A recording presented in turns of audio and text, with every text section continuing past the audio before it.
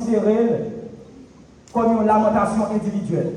La lamentation individuelle, ça a arrivé David lui-même, il a lamenté devant mon Dieu. Il a exprimé souffrance, il a exprimé solitude. Donc, il a prendre le contexte à tout. Mais en le texte à tout, côté que, il dit, pourquoi m'as-tu abandonné? Il est capable de prendre le texte à tout comme un psaume prophétique. Et nous avons rappelé nous pendant Jésus-Christ est sous croix, il dit, Père, pourquoi m'as-tu abandonné? Donc, il y a un contexte prophétique tout, côté que Jésus a bien voulu sur la croix, vous l'avez dit, mon Dieu, pour qu'il soit abandonné. Texte ça, en psaume 22, il exprime souffrance, il exprime tout, la quête de secours d'une personne confrontée à une épreuve. Donc, c'est une quête que un monde qui a confronté avec une épreuve. Verset 23, il souligne ça, il dit que le contraste qui vient dans la tête, ça nous dit que David lui-même, qui était bien bon Dieu à côté, eh bien, au côté, il dit, pourtant, tu es le saint, tu sièges au milieu des louanges. David, tout matin là, des fois, on a une situation difficile. Son cri doit sauver. Quand on a un contexte difficile, son cri doit retourner.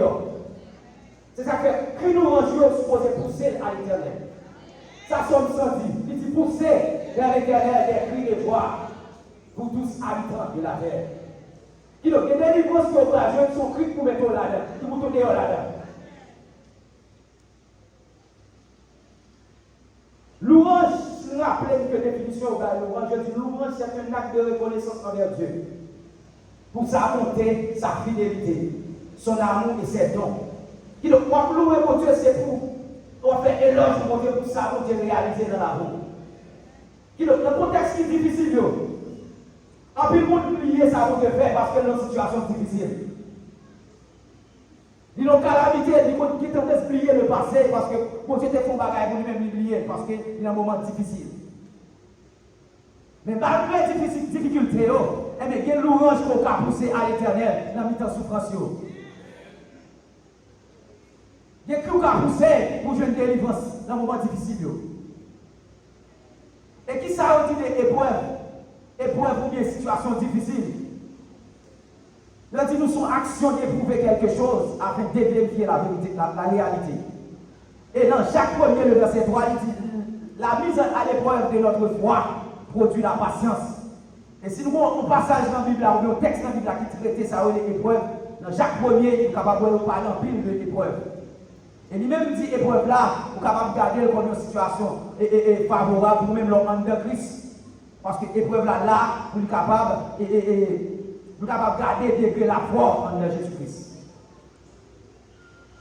Et nous avons Neil Maxwell qui parlait de trois types d'épreuves qui sont capables de gagner. Trois types d'épreuves. Il y a des épreuves qui découlent de nos propres péchés. Il y a une situation où c'est péché qui est là-dedans. Il y a des choses qui vivent, c'est péché qui fait que vous vivez. Il y a des difficultés à rencontrer dans la vie, c'est parce que vous péchez devant Dieu. Qui donc c'est la récompense de nos péchés qui fait dans cette situation ça. Donc le type d'épreuve qui parlait, il dit que c'est bon Dieu lui-même qui a éprouvé, qui a gardé, qui niveau maturité est capable de prendre la caille. Car au niveau où Dieu a prison, c'est pour capable de joindre. Il éprouve parce qu'il a besoin de notre dimension. Mais nous, chaque matin là, nous avons bien une difficulté dans la vie. Individuellement, nous, chaque cas avons une difficulté. Mais ça n'a pas là, situation dans la vie actuellement dans le pays, ça, tout le monde concerné. Il y a des situations à vivre, c'est une situation individuelle, mais des situations, c'est une situation collective. Et donc, ça n'a pas là, pas de monde qui va toucher, ça n'a pas dans le pays là. Situation chaotique dans la vie là, tout le monde fait face à lui-même. Tout est riche, tout est pauvre. Et bien, nos situations là, côté que nous tous affectés. Et bien, pour troisième type d'épreuve, nous c'est l'épreuve ça, qui découle du fait que nous vivons dans un monde déchu. Nous sommes un monde dépravé, nous sommes un monde catastrophique, et nous avons vécu un moment difficile, nous avons éprouvé. Mais en deux situations, ça qui ça nous gagne pour nous faire en tant que chrétiens? Qui ça capable de faire pendant que nous sommes dans une situation difficile ça? Et thème épreuve là sont thèmes qui polysémiques, ou capable d'aborder plusieurs façons. Il y a une approche philosophique, approche sociologique, religion même. Mais nous, chaque monde matin là, contexte dans la Bible là, il est affecté. Chaque monde qui là matin, il y a une bonne façon d'aborder les moments difficiles. Il y a des gens qui sont venus, et bien l'épreuve là, vous les porter aller. Il y a cabou, il y a des bousculés. Il n'y a pas contre ça qu'on fait encore. Ça, c'est le comportement qu'on a face à l'épreuve. Il y a des gens qui ont une capacité de résilience. Résilience, c'est la capacité que les gens ont pour être capable de faire face avec l'épreuve. Mais chaque monde n'a pas la même capacité. Il y a des gens qui ont stress, qui ont inquiétude, qui font sport, qui font tension. Parce qu'elle n'est pas capable de gérer la situation. Nous, chaque matin, nous avons caractéristiques, nous avons comportements que nous affichons dans les moments difficiles. Il y a qui est résilient, mais il y a ce stress, c'est anxiété qui a fini avec.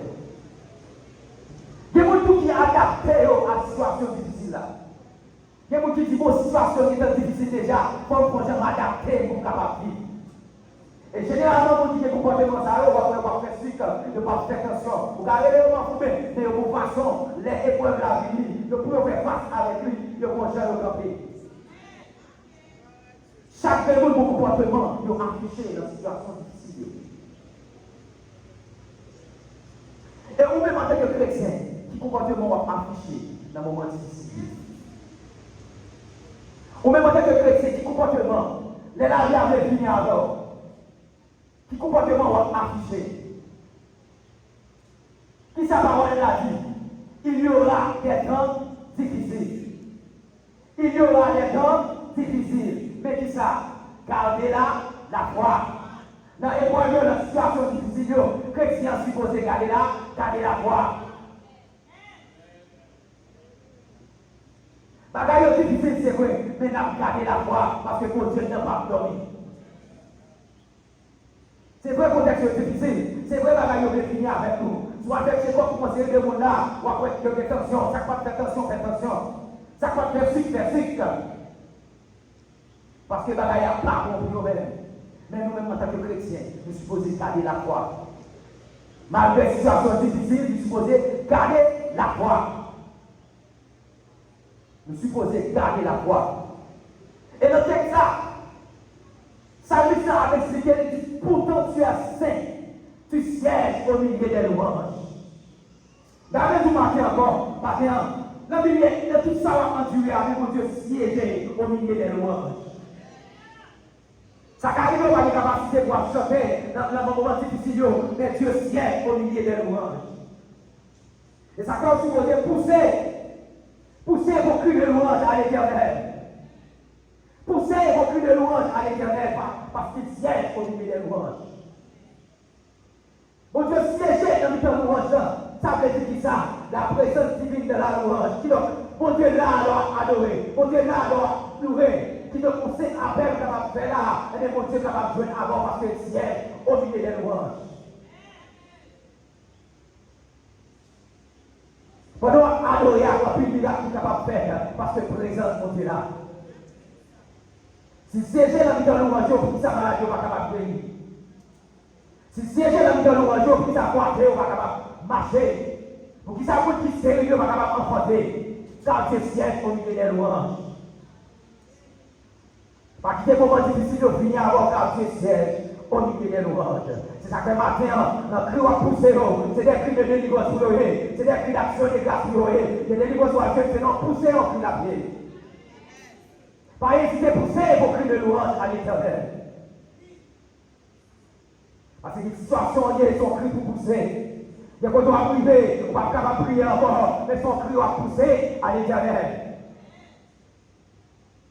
On crie va pousser à l'Éternel. Ma rappelez au matin, lorsque Dieu siège au milieu des louanges, c'est-à-dire que Dieu est le cœur de la louange. Si on sent que louange ce matin là, c'est Dieu tout-puissant, car il siège au milieu des louanges. Il a adoration attention à nous rejoindre pas en vain parce que mon Dieu, c'est ça là. Tout ça qu'on fait la matin, c'est pour la gloire de Dieu. Car Dieu siège au milieu des louanges. Tout le monde est capable d'adorer, tout le monde est capable de louer, mais nous-mêmes en tant que chrétiens, nous connaissons que Dieu est le cœur de la louange. Nous avons poussé à l'éternel des cris de joie, nous avons poussé à l'éternel, parce que nous avons délivrance à chercher, c'est la poussée cri, nous avons fait une délivrance ça. Dieu est le cœur de la louange. Et le bagage pour qu'on ait encore Dieu, l'idée que Dieu siège au milieu des louanges, c'est-à-dire, louange même, c'est le symbole de Dieu. Louange même, c'est ce symbole. Mon Dieu qui est lié. En plus de voir, il y a plus de monde qui est capable de faire des bagages pour nous-mêmes. Nous faisons éloge pour nous-mêmes. Nous voyons en l'air. À plus forte raison. Dieu méritait toute gloire, il méritait toute l'honneur. Et bien, il siégeait dans le louange. Donc, c'est mon Dieu qui symbole louange. C'est lui-même qui n'a pas louange matin là. Tout ça, ce qu'on a fait là, c'est pour la gloire de l'éternel. On a poussé des cris de louange à l'éternel. Est-ce qu'on voulait pousser des cris de louange à l'éternel? Par contre, si vous criez matin là, vous êtes capable de pousser à l'éternel des cris de louange. Parce que vous êtes capable de délivrer matin dans son léa. C'est à vous qui êtes capable de délivrer nous, c'est l'éternel qui est capable de pousser au cri de louange ce matin. Capable de pousser les cris de louange parce que vous êtes capable de jeter les sur la table. Il y a plus de monde là qui peut être marié pendant des années. Mais pendant pousser les cris de louange là, vous êtes capable d'enfanter matin là. Pendant pousser les cris de louange là, pour dire mon bagage qui a fait pour même matin. Car il est le cœur de la louange. Il doit pousser à l'éternel des louanges. Vos connexions que vous prenez. Car vous n'êtes pas à terre encore. Mais pendant la louange, vos connexions de haut. On va pousser les cris à l'éternel. Et nous pouvons connaître spirituellement parlant. Et mon Dieu lui-même l'a déversé. Grâce plus vous-même matin. Et si vous criez, pas hésiter à pousser le matin là. Parce que mon Dieu lui-même est là. Présence là matin là. Poussez les cris à l'éternel.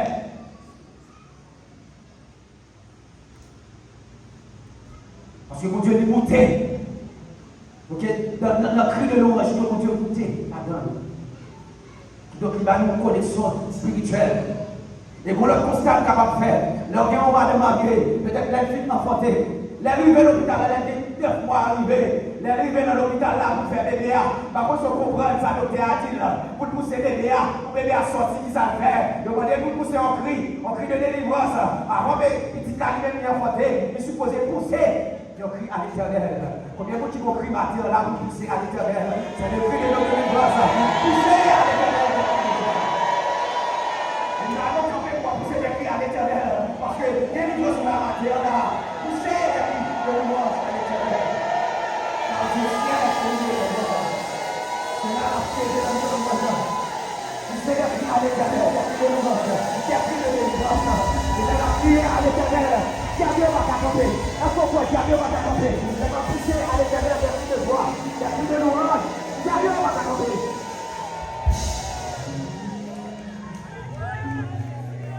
Dieu va t'accompagner. Donc pousser Dieu va t'accompagner. Et ça fait beaucoup de dit comme ça. Montagne va t'accompagner. Est-ce qu'on voit que montagne va t'accompagner? Frappez bon.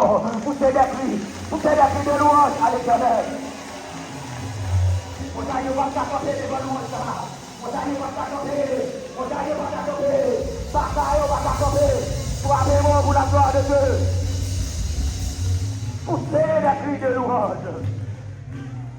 Car nos cris, ce sont des délivrances. Nous allons laisser son pile bataille, mais cris de louange sur nous. Il y a porté des délivrances pour vous. Nous dans l'hôpital là, on va pousser. Le docteur a poussé des cris. Bébé est capable de sortir. Et bien, mon Dieu, comme celle là, leur pousser des cris de louange sur lui-même. Et montagne, ils ne sont pas capables de camper. Alléluia. Est-ce qu'on voit montagne, ils ne sont pas capables de camper? Parce qu'on a poussé à l'éternel des cris de louange. Que mon Dieu est capable de nous? Que mon Dieu est capable de nous? Pousser des cris de louange à l'éternel. Alléluia. Et on a fait des coups de louange par Christ. Alléluia. Nous allons chanter pour nous-mêmes. Montagne, ils ne sont pas capables de camper. Avant que nous soyons prêts. Et frère le compte.